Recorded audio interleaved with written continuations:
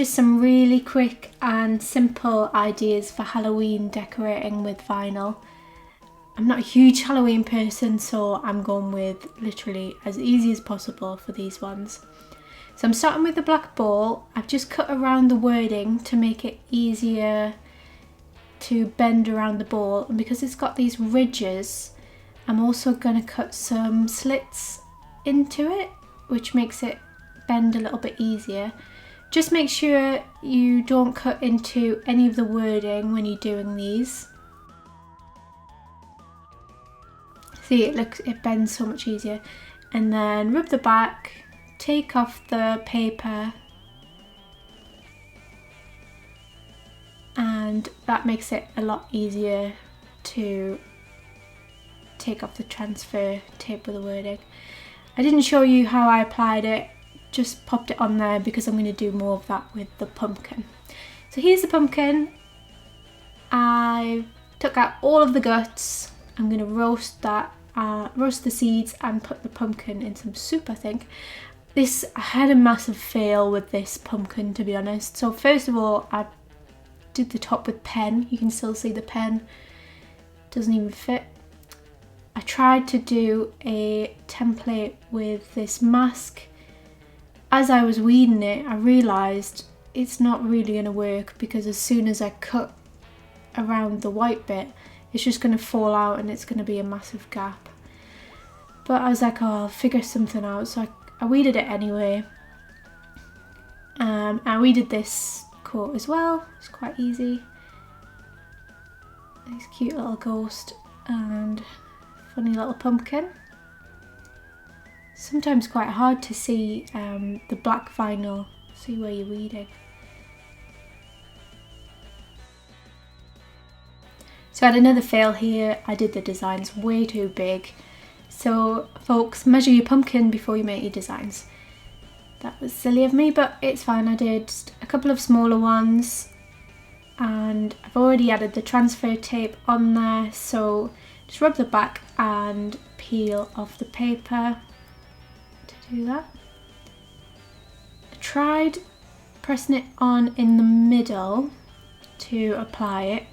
Wasn't really working though, so I was like, oh, I'll take it off and I'll cut closer to the design so that it's a bit smaller and hopefully it'll bend a bit easier.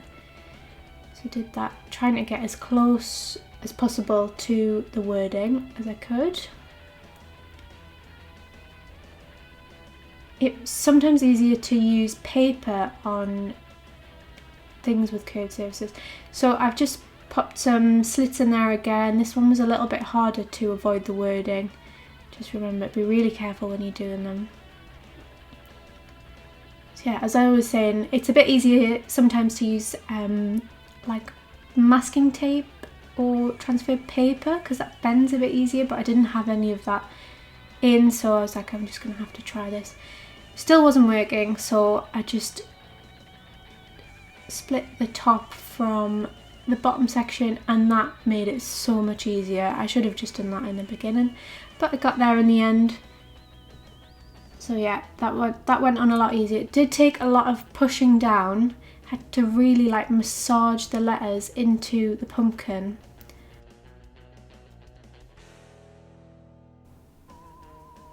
And then I got the hairdryer out and to just kind of warm it up and push it into any little bits that were lifting, push those in. But actually, I don't think it really needed it. This was just kind of to make sure it definitely stuck. Give it like a last little bit of a push, made sure no little bits were lifting up, and it worked really well. Got there. So now it's time to try and do the stencil.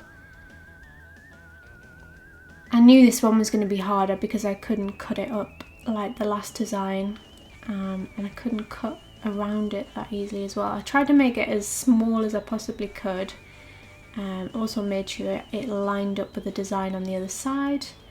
So again, I started in the middle and tried to press outwards. It wasn't really working too well, so again, tried to add some cuts in there. That's always helpful. when you've got a curved surface. That did work a little bit better and was making it a little bit easier. Also with a stencil, you don't need it to be as flat when you're cutting out things. When you're painting with a stencil, you need it to be flat so that the paint doesn't run. But if you're using it to cut out a pumpkin like I was, you don't really need it to stick super flat because you're going to peel it off eventually anyway. So I was like, right, I'll just try and I could not get that transfer tape off. But when I finally did get it, I was like, right, I'm going to just stick it how it is. Let's see how I get on. It was an absolute nightmare though.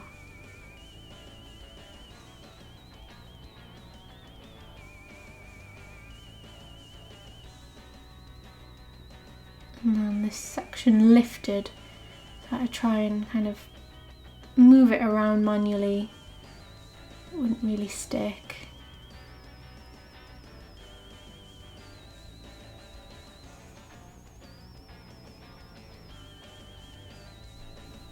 Yeah, so it was a bit, I'd kind of, at this point I was a little bit sick. I was like, oh, I'm not sure if I'm even going to use it anyway.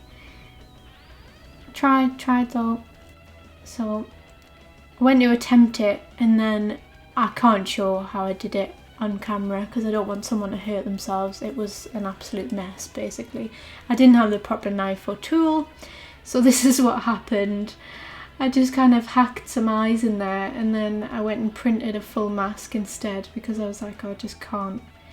I'm not really a pumpkin, some people would be really, if you've got the proper tools it would probably work really well, but I just didn't have them. So I just did some little eyes, a nose, tried to stick this mask. The mask wasn't, this pumpkin did not want to wear a mask basically.